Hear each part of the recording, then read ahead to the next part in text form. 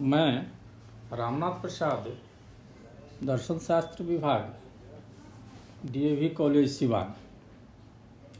आज मैं सबसे पहले आपकी सुरक्षा की बात करूंगा। हम सबको अपनी सुरक्षा के लिए सोशल डिस्टेंसिंग और मास्क धारण करना तथा बार बार साबुन से हाथ धोना जरूरी है। इस तथ्य को हमेशा ध्यान में रखना चाहिए और यही एक उपाय है जिससे हम इस महामारी में अपने को बचा सकते हैं और अपने समाज को बचा सकते हैं। आज के वर्ग में हम लोग वैशेषिक दर्शन के सामान्य की अवधारणा पर विचार करने के लिए प्रस्तुत हुए। शनिवार के क्लास में मैंने बीए की कक्षाओं के लिए सामान्य की अवधारणा का एक परिचय प्रस्तुत किया था। सामान्य की अवधारणा एमए दर्शन शास्त्र के छात्रों को तत्व मीमांसा के अंतर्गत पढ़ना है। यह प्रश्न नेट परीक्षा के लिए भी उपयोगी हो सकता है। इसी तथ्य को ध्यान में रखते हुए कल के परिचयात्मक क्लास के साथ साथ मैंने सोचा कि सामान्य के अवधारणा की बुद्ध दर्शन की आलोचना और न्याय दर्शन का, उसके खासकर नव्य न्याय के सामान्य का पदार्थ के रूप में प्रत्युत्तर पर भी विचार कर लेना चाहिए। स्वाभाविक है कि एमए के छात्र नेट की परीक्षा देते हैं तो वहाँ एक विषय के अंतर्गत उसकी उपशाखाएं भी होती हैं। जैसे इसी प्रश्न में अगर सामान्य की अवधारणा को नहीं पूछकर जाति और उपाधि के बारे में पूछ देता है और छात्र अगर अनभिज्ञ हैं कि जाति और उपाधि की अवधारणा भी इसी चर्चा से जुड़ी हुई है तो उनको लगेगा कि यह विषय सिलेबस से बाहर का है। अतः हम लोगों ने बुद्ध धर्म के बौद्ध दर्शन के क्रिटिसिज्म, बौद्ध दर्शन के सामान्य की वस्तुवादी अवधारणा की आलोचना और न्याय, खासकर नव्य न्याय के प्रत्युत्तर का विशद विवेचन करने का प्रयास किया है। यह व्याख्यान कल के व्याख्यान के अलावा 2 भागों में है, अर्थात एक ही व्याख्यान के 3 अंश हो जाते हैं। इसमें प्रश्न भी 3 या 4 बनते हैं। एक सामान्य का परिचय, दूसरा सामान्य का वर्गीकरण पूछ सकता है और तीसरा प्रश्न बौद्ध दर्शन के सामान्य की अवधारणा का विश्लेषण और बौद्ध दर्शन के वैशेषिक दर्शन की आलोचना के बारे में पूछा जा सकता है। तीसरा प्रश्न जाति और उपाधि से आप क्या समझते हैं भी पूछा जा सकता है। इसीलिए तीनों अवधारणाओं को अलग अलग करके विचार किया गया है। पहला परिचय बीए के छात्रों को भी पढ़ना है, इसलिए वह लेक्चर मैंने बीए के लिए ही प्रस्तुत किया है। वह एक सामान्य सी अवधारणा या सामान्य परिचय है। दूसरे भाग में हम लोग बौद्ध दर्शन द्वारा वैशेषिक के सामान्य की अवधारणा की आलोचना पर विचार पढ़ेंगे और तीसरा नव्य न्याय का प्रत्युत्तर पढ़ेंगे। अब हम बौद्ध दर्शन पर आते हैं। बौद्ध दर्शन सामान्य को एक कामचलाऊ अवधारणा मानता है। उसके अनुसार सामान्य अपोह से सिद्ध है। अपोह का अर्थ है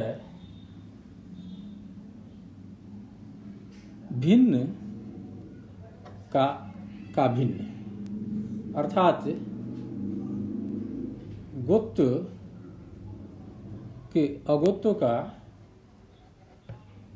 से भिन्न। न्याय वैशेषिक और बौद्ध दर्शन समकालीन थे। समकालीन होने के कारण लगातार एक दूसरे के आलोचक रहे। दर्शन के द्वंद्वात्मक विकास में इन दोनों दर्शनों का बहुत ही महत्वपूर्ण योगदान रहा है। सामान्य की अवधारणा के संबंध में बौद्ध दार्शनिक वैशेषिक दर्शन की आलोचना करते हैं और वैशेषिक दर्शन उसका समाधान या प्रत्युत्तर देने का प्रयास करते हैं।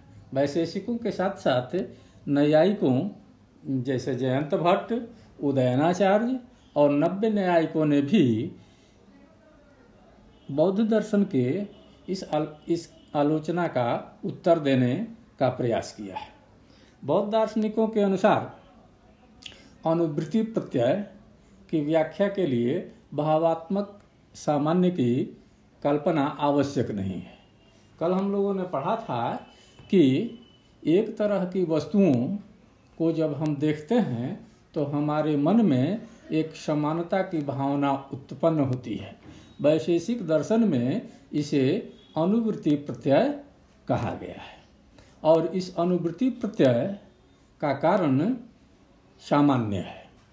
जैसे हम राम को देखते हैं, श्याम को देखते हैं, यदु को देखते हैं और तब उनमें हमें समानता दिखाई देती है। यह समानता की अवधारणा एक अनुवृत्ति प्रत्यय है।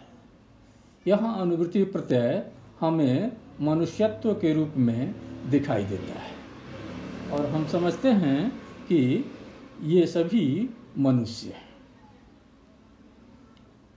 यह अनुवृत्ति प्रत्यय या यह मनुष्यत्व की अवधारणा हमारे मन में इसलिए है कि पहले से मनुष्य सामान्य वर्तमान है, ऐसा वैशेषिक दर्शन मानता है। लेकिन बौद्ध दार्शनिक कहते हैं कि ये एक अनावश्यक कल्पना है।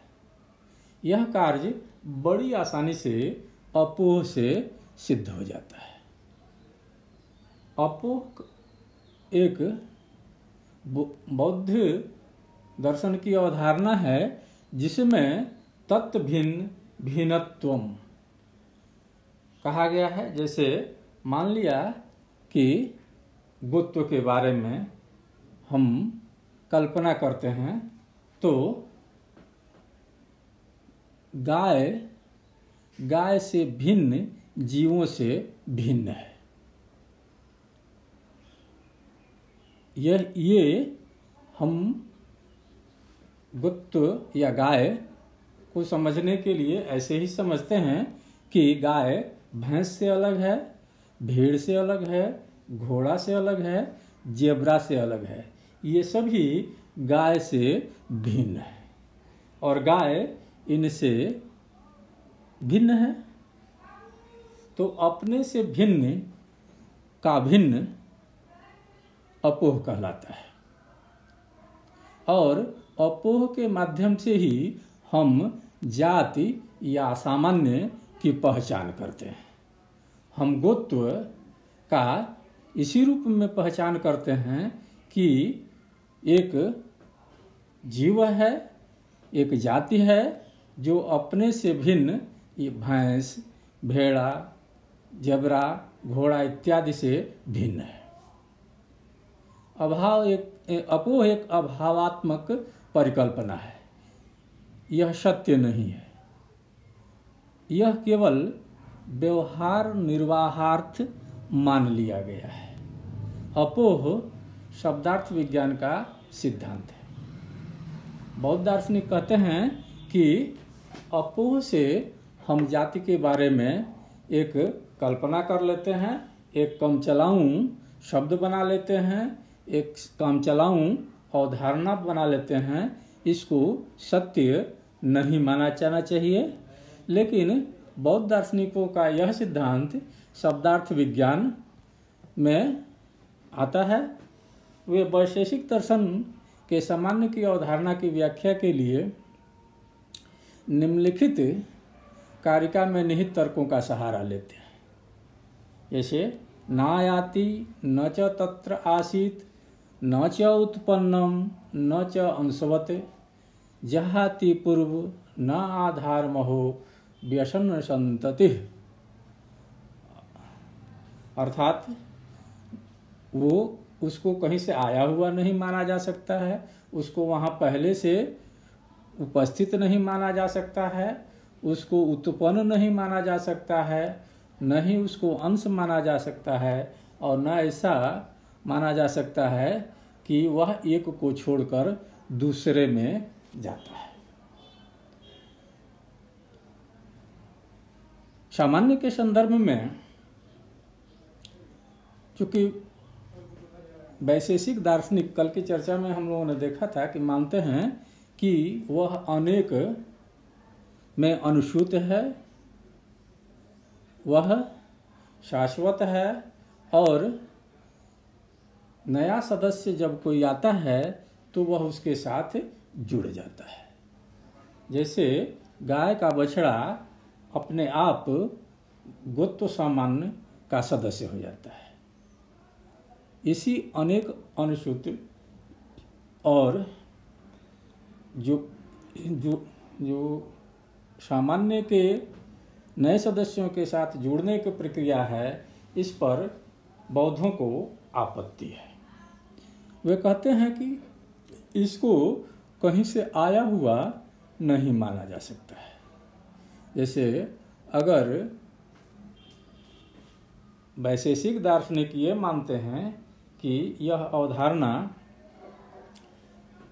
अपने नए सदस्यों में जुड़ जाती है आकर, तो इसको आया हुआ कहीं से नहीं माना जा सकता है। बौद्ध दार्शनिकों का कहना है कि जैसे ही किसी नए जाति सदस्य का जन्म होता है तो जाति सामान्य उसमें स्वतः आ जाता है। यह प्रश्न स्वाभाविक हो जाता है कि वह उस स्थान पर कैसे आता है जहाँ जाति सदस्य का जन्म होता है। न्याय वैशेषिक तो इसे गतिहीन मानते हैं। अर्थात न्याय वैशेषिक सामान्य को जब गतिहीन मानते हैं तो जहाँ नए सदस्य का जन्म होता है वहाँ उसका सामान्य कैसे आता है कि उसके साथ जुड़ जाता है। इसी तरह दूसरा तर्क है न तत्र आसीत। बौद्ध दार्शनिक तर्क देते हैं कि न्याय दार्शनिक यह कह सकते हैं कि वह सामान्य वहाँ पहले से ही रहता है। अगर किसी सामान्य को किसी स्थान पर पहले से ही मान लिया जाए तो उस स्थान का वही नाम होना चाहिए था जो उस सदस्य की जाति है। जैसे मान लीजिए गाय में गोत्र सामान है तो उसका नाम गाय है, क्योंकि उसमें गोत्र सामान्य रहता है, तो जिस स्थान पर वह रहता है उसका नाम भी गाय होना चाहिए। जैसे मान लिया जाए कि सिवान में एक नए गाय सदस्य का जन्म होता है तो पहले से वहाँ रह रहे सामान्य से मिल जाता है, तब सिवान का नाम भी गाय ही होना चाहिए था, परंतु ऐसा नहीं होता है। यह अधिक से अधिक यह माना जाता है कि गाय गोत्र जहाँ है वह गौशाला कहा जाता है, लेकिन वहाँ तो गोत्र भी रहता है तो उसका नाम गोत्रशाला क्यों नहीं है। यह तर्क ज़्यादा ही तीखा है और हमें कुछ अटपटा सा लगता है, लेकिन सामान्यतया हम इस तरह के तर्कों का प्रयोग देखते हैं। जैसे कल ही राजू श्रीवास्तव का एक कार्यक्रम आ रहा था जिसमें वे कल्पना कर रहे थे कि शहरों का नाम, व्यक्तियों का नाम शहरों के नाम पर रखा जाए तो क्या होगा, और शहरों का नाम व्यक्तियों के नाम पर रखा जाए तो क्या होगा। अब हम अगले तर्क पर बढ़ते हैं। न च उत्पन्नम। बौद्ध दार्शनिक कहते हैं कि इस तरह की स्थिति में कि नया जन्मा जाति सदस्य में जाति सामान्य कहाँ से आता है, यह भी नहीं मान सकते कि विशेष जाति के सदस्य के साथ ही साथ सामान्य का भी जन्म होता है। ऐसा मानने पर वह अनित्य हो जाएगा, जबकि वैशेषिक दार्शनिक उसे नित्य मानते हैं। अगला तर्क वे देते हैं न च अंशवत।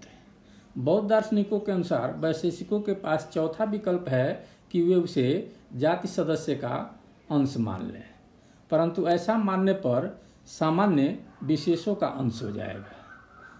जितने विशेष सदस्य होंगे उतने सामान्य होंगे, साथ ही साथ सामान्य की नित्यता भी बाधित हो जाएगी। खंडित सामान्य शाश्वत नहीं हो सकता है। पांचवा तर्क है जहाति पूर्व न आधारम हो। बौद्ध दार्शनिक कहते हैं कि सामान्य में नए जाति के सदस्य के शामिल होने पर क्या वह सामान्य के किसी दूसरे सदस्य को छोड़कर नए सदस्य में आ जाता है। ऐसी स्थिति में क्या वह पुराने आधार को छोड़ देता है। न्याय वैशेषिक मानते हैं कि सामान्य एक होता है। ऐसी स्थिति में तो सामान्य किसी एक ही जाति सदस्य के साथ रहेगा और तब यह समवेत नहीं होगा, जबकि न्याय वैशेषिक दार्शनिक इसे समवेत मानते हैं। इस प्रकार हम देखते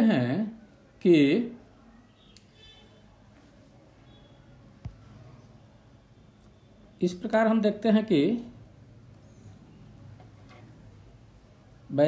बौद्ध दार्शनिक वैशेषिक दर्शन की विशद आलोचना करते हैं। वे तर्कों के आधार पर सामान्य को वस्तुगत मानने से अस्वीकार करते हैं। उनके अनुसार सामान्य को वास्तविक सत्ता नहीं माना जा सकता है। अब हम अगले व्याख्यान में इस तथ्य पर विचार करेंगे कि क्या न्याय वैशेषिक दार्शनिक इसका प्रत्युत्तर देते हैं, और देते हैं तो उनका यह उत्तर कितना तार्किक और सुसंगत है। धन्यवाद।